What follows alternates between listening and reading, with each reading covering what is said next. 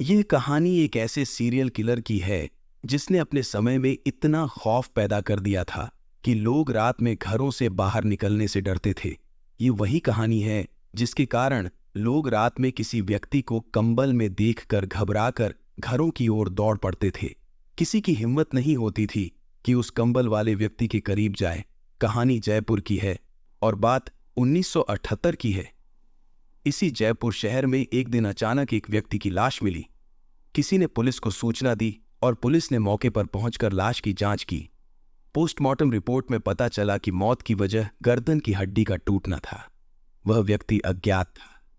Police ने सोचा कि शायद किसी से दुश्मनी के कारण उसकी हत्या हुई होगी, लेकिन उन्होंने यह भी देखा कि उसके कान के नीचे गहरी चोट के निशान थे। पुलिस ने मामला दर्ज किया और जांच शुरू की, लेकिन यह मामला धीरे धीरे ठंडे बस्ते में चला गया। कुछ समय बाद जयपुर से थोड़ी दूरी पर सड़क किनारे एक और लाश मिली।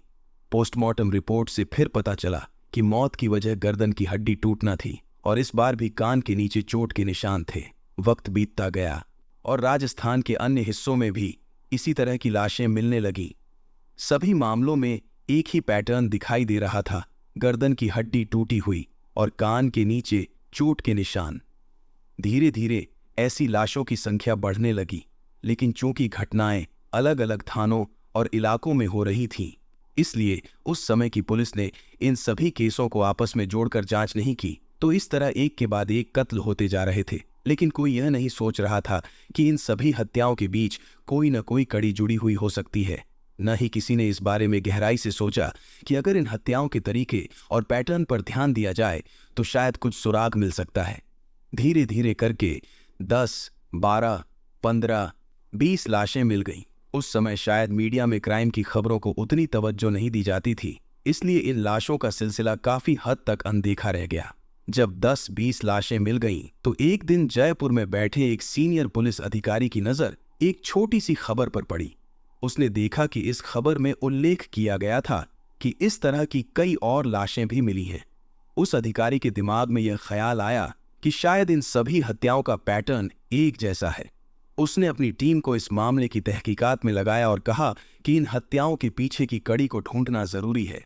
जैसे ही यह बात पुलिस के ध्यान में आई और पत्रकारों को भी इसकी भनक लगी, तो अखबारों में पहली बार यह खबर छपी कि एक अजीबोगरीब सिरफिरा सीरियल किलर घूम रहा है, जिसने अब तक 15-20 लोगों की हत्या कर दी है। इस खबर के छपने के कुछ ही दिन बाद फिर एक और लाश मिली। खबर में यह भी बताया गया था कि हत्याओं का तरीका एक जैसा है, गर्दन की हड्डी टूट जाती है और कान के नीचे किसी भारी वस्तु से चोट के निशान पाए जाते हैं। डॉक्टरों का मानना था कि शायद यह हथौड़े जैसा कुछ हो सकता है। लाशों की संख्या बढ़ती जा रही थी और अब अखबारों में खबरें आने लगी थीं। जब आम जनता तक यह खबर पहुंची कि राजस्थान के विभिन्न इलाकों में ऐसी लाशें मिल रही हैं और हर लाश पर कान के नीचे चोट के निशान हैं, तो एक अखबार ने इस अनजान कातिल को एक नाम दे दिया, कनपटी मार सीरियल किलर। इस नाम के साथ वह कातिल लोगों के बीच मशहूर हो गया। इसी दौरान पुलिस की टीम भी सक्रिय हो गई थी। जहां जहां से लाशें मिलती, एक पैटर्न स्पष्ट हो गया था कि यह कातिल घर के अंदर या किसी दूसरी जगह नहीं, बल्कि सुनसान सड़कों पर शिकार करता था। किसी राह चलते या बैठे व्यक्ति को निशाना बनाता था। पुलिस ने हर जगह अलर्ट जारी किया और सड़कों पर गश्त बढ़ा दी, लेकिन इसका कोई खास फायदा नहीं हुआ। इस बीच लाशों की संख्या बढ़ती गई, 20, 30, 40, यहां तक कि 50 का आंकड़ा भी पार कर गया। चूंकि सभी हत्याओं का पैटर्न एक जैसा था, इसलिए इन सभी मामलों को एक साथ जोड़ दिया गया। धीरे धीरे रिपोर्ट सामने आई और पता चला कि कुछ लोग जिन पर यह हमला हुआ था किस्मत वाले थे और वे बच गए थे। वह झुका और उस वार से बाल बाल बच गया और तुरंत वहां से भाग निकला। ऐसे ही 2-3 घटनाएं और हुई जिनसे पुलिस को कुछ सुराग मिले। कनपटी मार सीरियल किलर का खौफ पहले से ही फैल चुका था और जब ये घटनाएं हुई तो पहली बार कुछ गवाह सामने आए और उन्होंने बताया कि उन्होंने एक शख्स को देखा था जो अंधेरे में सड़क किनारे बैठा हुआ था।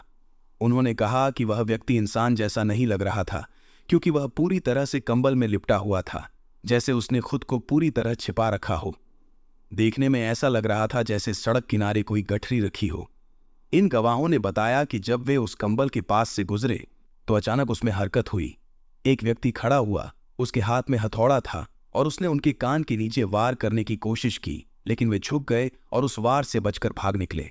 जयपुर के पास ही एक दूसरी जगह भी ऐसा ही वाकया हुआ, जहां एक और गवाह ने पुलिस को बताया कि उसने भी एक कंबल जैसी वस्तु सड़क किनारे देखी थी। जब वह उसके पास पहुंचा तो कंबल में हलचल हुई और एक व्यक्ति हाथ में हथौड़ा लेकर उस पर हमला करने की कोशिश करने लगा। वह भी बचकर भाग निकला। इन घटनाओं के बाद यह स्पष्ट हो गया कि जो भी यह कातिल था वह कंबल में खुद को लपेटकर रात के अंधेरे में निकलता था और उन लोगों को निशाना बनाता था जो अकेले होते थे, सुनसान रास्तों पर चलते थे और जिनके आसपास कोई और नहीं होता था। यह महत्वपूर्ण जानकारी पुलिस के हाथ लगी और अब पुलिस को यह पता चल गया था कि कातिल कंबल में छिपकर वार करता है। जैसे जैसे यह बात फैली, लोगों के बीच कंबल का डर बढ़ने लगा। ठंड के मौसम में लोग जैकेट पहनने लगे, लेकिन कंबल ओढ़ने से कतराने लगे। गांवों और छोटी जगहों पर जहां लोग सामान्यतः चादर या कंबल ओढ़कर चलते थे, वहां भी कंबल को देखकर लोग डरने लगे और उसे कनपटी मार सीरियल किलर समझकर भागने लगे। अब इस कंबल वाले कातिल का खौफ पूरे जयपुर और आसपास के इलाकों में फैल गया था। लोगों को चेतावनी दी जाने लगी कि अंधेरा होने के बाद सुनसान रास्तों पर न जाएं और अगर जाना हो तो समूह में जाएं। इस बीच पुलिस के लिए यह एक बड़ा चुनौती बन चुका था।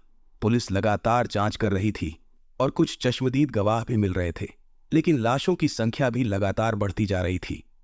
अब यह संख्या 50 से 60 के पार पहुंच चुकी थी और गिनती अभी भी जारी थी। पहली बार इस खौफनाक सीरियल किलर की खबर राजस्थान से निकलकर दिल्ली पहुंची। अब सेंट्रल गवर्नमेंट तक यह बात पहुंच गई कि एक ऐसा कातिल है जिसने 50-60 लोगों को मौत के घाट उतार दिया है और पूरी पुलिस फोर्स उसे पकड़ नहीं पा रही है। इस स्थिति को देखते हुए राजस्थान पुलिस ने एक स्पेशल टीम का गठन किया, जिसका उद्देश्य केवल इस कनपटी मार सीरियल किलर को पकड़ना था, क्योंकि कोई ठोस सुराग नहीं मिल रहा था जो सीधे कातिल तक पहुंचा दे। बस कुछ चश्मदीद गवाह ही थे जिन पर भरोसा किया जा सकता था। आखिरकार एक पुलिस अफसर ने सुझाव दिया कि रात के अंधेरे में चेहरे की पहचान करना मुश्किल हो सकता है, लेकिन कद-काठी के आधार पर कुछ जानकारी जुटाई जा सकती है। चश्मदीदों ने बताया कि जब कातिल ने हमला किया और भागने लगा तो कंबल उसके सिर से सरक गया, जिससे उसका चेहरा कुछ पलों के लिए दिख गया। पुलिस ने इन चश्मदीदों को अलग अलग बुलाकर उनसे कहा कि जो उन्होंने देखा उसका वर्णन करें। पुलिस ने अपने स्केच आर्टिस्टों को बुलाया और चश्मदीदों से कहा कि वे जिस व्यक्ति को उन्होंने देखा था उसका हुलिया बताएं। चश्मदीदों के अलग अलग बयान के आधार पर स्केच बनना शुरू हुआ। जब इन स्केचों को एक साथ देखा गया तो उनमें कई समानताएं थीं। कुछ मामूली फर्क थे, लेकिन सभी स्केचों में यह बात स्पष्ट हो गई कि कातिल एक युवा व्यक्ति था। चश्मदीदों ने बताया कि जिस तरह से वह दौड़ रहा था उससे यह भी लगा कि वह एक यंग व्यक्ति था, क्योंकि उसकी दौड़ने की गति और ऊर्जा एक मिडिल एज इंसान से अलग थी। पुलिस ने यह निष्कर्ष निकाला कि सीरियल किलर की उम्र 25 से 30 साल के बीच हो सकती है, लेकिन वह कौन था, यह सवाल अब भी अनुत्तरित था। अब पुलिस ने चुपचाप अपनी गश्त बढ़ा दी। पहले से ही तैनात टीमों के अलावा नई टीमें बनाई गईं और विशेष रूप से उन जगहों को चुना गया जहां अधिक अंधेरा और सन्नाटा होता था और जहां रात के वक्त लोग कम गुजरते थे। पुलिस ने देखा कि ज्यादातर हत्याएं उन्हीं सुनसान रास्तों पर हुई थीं जिनका इस्तेमाल लोग रात में कम करते थे। बिजी रोड्स जैसे स्टेशन या बस रूट पर ऐसी वारदातें नहीं हुई थीं। पुलिस ने इन सुनसान सड़कों पर अपनी टीमें छिपाकर तैनात करनी शुरू कर दी। कई रातें यूं ही गुजर गईं बिना किसी घटना के, लेकिन फिर एक रात 1979 की बात है, पुलिस की एक टीम ने देखा कि जयपुर की एक सुनसान सड़क पर एक साया धीरे धीरे चल रहा है। वह सड़क किनारे आकर रुक गया और एक पेड़ की आड़ में खुद को छुपा लिया। थोड़ी देर बाद पुलिस ने देखा कि उस व्यक्ति के हाथ में कुछ था, जिसे उसने निकाला और फिर अपने आप को एक कंबल में लपेट लिया। पुलिस को पहले तो लगा कि यह शायद उनकी ही कोई टीम का सदस्य है जो इस तरह से छुपा हुआ है, लेकिन फिर उन्होंने सोचा कि उनकी टीम के किसी भी सदस्य के पास कंबल नहीं था। यह देखकर पुलिस सतर्क हो गई और उन्होंने ध्यान से उस व्यक्ति की गतिविधियों पर नजर रखनी शुरू कर दी। इस बार उन्हें यकीन था कि वह व्यक्ति वही कातिल था जिसे वे इतनी देर से खोज रहे थे। तो जब यह सब कुछ हुआ, पुलिस ने कुछ देर तक इंतजार किया और उसकी गतिविधियों पर नजर रखी। थोड़ी देर बाद उन्होंने देखा कि वह व्यक्ति हलचल कर रहा है और कंबल लपेटकर वापस जाने की तैयारी में है। जैसे ही वह चलने लगा, पुलिस की टीम ने अचानक धावा बोला और उसे धर दबोचा। उस समय पुलिस को यह पता नहीं था कि वह वास्तव में वही कातिल है या नहीं। लेकिन उन्हें लगा कि इसे जांचना जरूरी है। उसे पकड़कर थाने लाया गया और पूछताछ शुरू की गई। सबसे पहले उससे नाम पूछा गया तो उसने कहा, मेरा नाम शंकरिया है। जब उससे उसके ठिकाने के बारे में पूछा गया तो उसने जयपुर का एक पता बताया। पुलिस की टीम उस पते पर पहुंची और पुष्टि की कि वह वहीं रहता था और उसके माता पिता भी वहीं रहते थे। शंकरिया उस समय 26-27 साल का हो चुका था। पुलिस ने उससे पूछा, तुम्हें पता है कि पूरे राज्य में, शहर में एक कनपटी मार कातिल का खौफ फैला हुआ है, जो कंबल ओढ़कर निकलता है और लोगों को मार रहा है। 60 से ज्यादा हत्याएं हो चुकी हैं। फिर भी तुम रात के अंधेरे में कंबल ओढ़कर क्यों घूम रहे हो? तुम्हारा मकसद क्या है? उस समय जब पुलिस ने उसे पकड़ा था तो उसके पास कोई हथियार नहीं था। पुलिस ने उससे और सवाल किए, क्योंकि उन्हें पोस्टमार्टम रिपोर्ट के अनुसार यह जानकारी थी कि कातिल के पास हैमर या हथौड़ा होता है। शंकरिया का जवाब सुनकर पुलिस वाले हैरान रह गए। उसने बिना किसी डर के कहा, साहब, 60 नहीं, मैंने 70 लोगों को मारा है और कनपटी मार कातिल मैं ही हूं। पुलिस वाले उस साधारण दिखने वाले युवक को देखकर दंग रह गए। वह दिखने में एक सामान्य युवक था, जो ठीक ठाक शक्ल, सूरत और बोलचाल वाला था। पहले तो पुलिस को लगा कि वह मजाक कर रहा है। उन्होंने कहा, तुम जानते हो कि तुम क्या कह रहे हो? शंकरिया ने ठंडे स्वर में जवाब दिया, आप कह रहे हैं 60, लेकिन मैंने 70 लोगों को मारा है, और वह भी इन्हीं हाथों से। अब पुलिस को यह समझ में आ गया कि वह गंभीर है। उन्होंने उससे पूछा, हथौड़ा, हैमर कहाँ है? शंकरिया ने कहा, चलो आपको दिखाता हूं। वह पुलिस को उसी जगह ले गया जहां से उसे पकड़ा गया था और पेड़ के पीछे झाड़ियों में छिपा हुआ एक हथौड़ा निकाला। पुलिस ने उस हथौड़े को अपने कब्जे में ले लिया और इसकी सूचना अपने सीनियर अफसरों को दी। लेकिन अब भी यह पूरी तरह कंफर्म नहीं था कि शंकरिया सच बोल रहा था। हथौड़ा मिलने के बाद भी पुलिस ने उसे जांच के लिए भेज दिया। शंकरिया के घर वालों से भी पूछताछ की गई। उनके घर वाले हैरान थे और उन्होंने कहा, नहीं नहीं, ये पागल है, ये तो घर पर ही रहता है।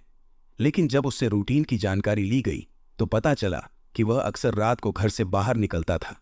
जब उससे पूछा जाता था तो वह कहता कि वह दोस्तों के पास जा रहा है।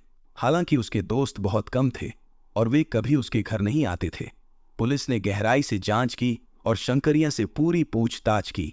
तब जाकर धीरे धीरे पूरी कहानी सामने आई और सारी कड़ियां जुड़ने लगीं। शंकरिया जयपुर के एक मोहल्ले में 1952 में पैदा हुआ था और वहीं पला बढ़ा था। उसकी इस खौफनाक यात्रा की शुरुआत वहीं से हुई थी, जो उसे एक सीरियल किलर में तब्दील कर गई। शंकरिया के माता पिता की ख्वाहिश थी कि वह पढ़ाई में अच्छा करे, कॉलेज की पढ़ाई पूरी कर ले और फिर सरकारी नौकरी हासिल करे। परिवार भी ठीक ठाक था और शंकरिया ने शुरुआती स्कूली शिक्षा भी अच्छे से पूरी की। 23-24 साल की उम्र तक वह अपने माता पिता का एक लायक बेटा था। उसके ज्यादा दोस्त नहीं थे और वह किसी प्रकार की आवारागर्दी में शामिल नहीं था। लेकिन जब वह 25 साल का हुआ, अचानक उसके व्यवहार में बदलाव आने लगा। वह बहुत कम लोगों से बात करने लगा, यहां तक कि घर वालों से भी दूरी बनाने लगा। वह ज्यादातर समय घर में ही रहता, कुछ पढ़ाई करता और फिर हर तीसरे दिन रात को घर से निकल जाता। पुलिस की गिरफ्त में आने के बाद शंकरिया ने अपने सारे जुर्म कबूल कर लिए। उसने बताया कि उसने पहला कत्ल कहाँ किया, दूसरा कहाँ किया और इसी तरह तीसरा, चौथा, सभी जगहों का विवरण दिया। पुलिस ने उन जगहों के पुलिस रिकॉर्ड खंगाले और पाया कि वह सच बोल रहा था। उसने जिन 70 कत्लों का इकरार किया, उनमें से 50 की तो तारीखें उसे साफ तौर पर याद थीं। जब पुलिस ने इन सबूतों के आधार पर चार्जशीट तैयार की तो मुकदमा चला। मुकदमे के दौरान 70 हत्याओं के लिए शंकरिया के खिलाफ चार्जशीट दाखिल की गई, लेकिन पुलिस 73 मामलों के लिए अदालत के सामने आवश्यक सबूत पेश कर सकी। शंकरिया को 1979 जनवरी के पहले हफ्ते में गिरफ्तार किया गया और उसकी गिरफ्तारी की खबर आग की तरह फैल गई। शंकरिया की गिरफ्तारी से जयपुर से लेकर दिल्ली तक खबरें छपने लगीं और लोगों ने राहत की सांस ली। उसका नाम कनपटी मार कातिल के रूप में इतना मशहूर हो चुका था कि लोग उसे देखना चाहते थे। पुलिस को उसकी सुरक्षा के लिए कड़ी मशक्कत करनी पड़ी, क्योंकि उसकी लोकप्रियता के कारण लोग उसे देखने के लिए बेताब थे। अदालत में पेशी के दौरान पुलिस उसे बड़े गुप्त तरीके से ले जाती थी। अदालत ने इस मामले को जल्दी निपटाया। 101 दिनों के भीतर पुलिस ने चार्जशीट दाखिल की और शंकरिया ने अपने अपराध को न केवल कबूल किया, बल्कि इसका कोई विरोध भी नहीं किया। उसने कहा, हाँ, मैंने यह कत्ल किए हैं। जब उससे पूछा गया कि उसने ऐसा क्यों किया और क्या वह अपने शिकारों को जानता था, तो उसने कहा, नहीं, मैं उन 70 में से एक को भी नहीं जानता था। मैं हर तीसरे चौथे दिन रात को घर से निकलता था, एक हथौड़ा अपने साथ रखता था और फिर सड़कों पर घूमता रहता था। जहां भी मुझे अंधेरे में कोई व्यक्ति दिखता, मैं हथौड़ा निकालता और उसके कान के नीचे पूरी ताकत से वार कर देता। उसकी कनपटी और गर्दन टूट जाती। जब वह चिल्लाता तो उसकी चीख मुझे बहुत अच्छी लगती थी। इस कबूलनामे ने पुलिस और समाज को स्तब्ध कर दिया। ये साधारण सा दिखने वाला व्यक्ति कैसे इतना खौफनाक और बेरहम हो सकता था, ये समझ पाना मुश्किल था। लेकिन शंकरिया ने बिना किसी पछतावे के अपने जुर्म को स्वीकार कर लिया और बताया कि उसके लिए यह एक अजीब संतोष की बात थी। तो जब मैंने पहली बार मारा तो वह चीखा, फिर मैंने दोबारा मारा, वह फिर चीखा, लेकिन उसके बाद वह खामोश हो गया। उसकी चीख अधूरी लगने लगी। मुझे लगा कि पहली बार जो चीख थी वह ज्यादा संतोषजनक थी। मैं वापस लौट आया, लेकिन फिर मुझे महसूस हुआ कि कुछ छूट गया है। मेरे दिमाग में बार बार यह ख्याल आता रहा कि वह चीख फिर से सुननी है, जैसे किसी संगीत या धुन की तलाश हो। उसने बताया। मैं सिर्फ 2 दिन रुका, फिर मुझसे रहा नहीं गया। मैं फिर से बाहर निकला और एक और शख्स को देखा। इस बार मैंने जानबूझकर उसकी कनपटी और गर्दन के पास वार किया, क्योंकि मुझे लगा कि वहीं मारने से वह चीख सबसे अच्छी निकलती है। जब उसने चीखा तो मुझे बेहद अच्छा लगा। उसने कहा, फिर तो ये आदत बन गई। मुझे उन चीखों से एक अजीब सी खुशी मिलने लगी। इसके अलावा मुझे और कुछ अच्छा नहीं लगता था, तो मैं हर तीसरे चौथे या कभी दूसरे 5वें रात को निकलता और कभी कभी खाली हाथ लौटना पड़ता, क्योंकि कई बार उसे शिकार मिलते, लेकिन वे अकेले नहीं होते। अगर उनके साथ और लोग होते तो वह हमला करने से बचता, क्योंकि उसे डर था कि वे उसे पकड़ सकते हैं और मार सकते हैं। इसलिए उसने बताया, एक को मारना मेरे लिए आसान था, लेकिन 2-4 लोगों के बीच में जाकर मैं नहीं मार सकता था। शंकरिया ने यह भी कबूल किया, मैं सिर्फ उन चीखों को सुनने के लिए हत्या करता था। उन चीखों में मुझे मजा आता था और इसी मजे के चक्कर में मैंने एक एक कर 70 लोगों को मार डाला। अगर मैं पकड़ा नहीं जाता तो शायद यह गिनती और भी बढ़ जाती। ये बातें उसने न केवल पुलिस के सामने बल्कि अदालत में भी कबूल की। चार्जशीट में भी यह सब दर्ज था। जब अदालत ने उसकी गवाही सुनी तो यह विश्वास करना मुश्किल था कि वह केवल 27 साल का था। निचली अदालत ने उसे तुरंत मौत की सजा सुना दी। वह राजस्थान हाई कोर्ट गया, लेकिन वहां भी उसे सजा-ए-मौत दी गई। इसके बाद उसने सुप्रीम कोर्ट का रुख किया, लेकिन वहां भी उसकी अपील खारिज कर दी गई। अंततः उसने राष्ट्रपति के पास मर्सी पिटीशन दाखिल की, जो कि रिजेक्ट हो गई। यह सब कुछ 5.5 महीने के भीतर हो गया। 1979 के जनवरी में उसे गिरफ्तार किया गया था और 16 मई 1979 को जयपुर सेंट्रल जेल में शंकरिया उर्फ कनपटी मार को फांसी के तख्ते पर चढ़ा दिया गया। उस समय उसकी उम्र पूरी 37 साल भी नहीं हुई थी। जब उसे फांसी दी जा रही थी, उसके आखिरी शब्द थे, मैंने बेवजह मजे के लिए इतने लोगों को मार दिया, मेरे जैसा कभी मत बनना। इसके बाद उसे फांसी दे दी गई और वह देश का सबसे कम उम्र का सीरियल किलर बन गया जिसे फांसी पर चढ़ाया गया था।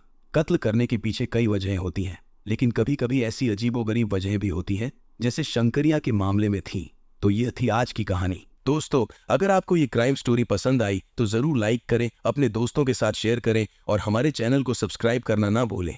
ऐसे ही और भी इंटरेस्टिंग क्राइम स्टोरीज के लिए बेल आइकन दबाएं ताकि आपको सबसे पहले अपडेट मिल सके। धन्यवाद।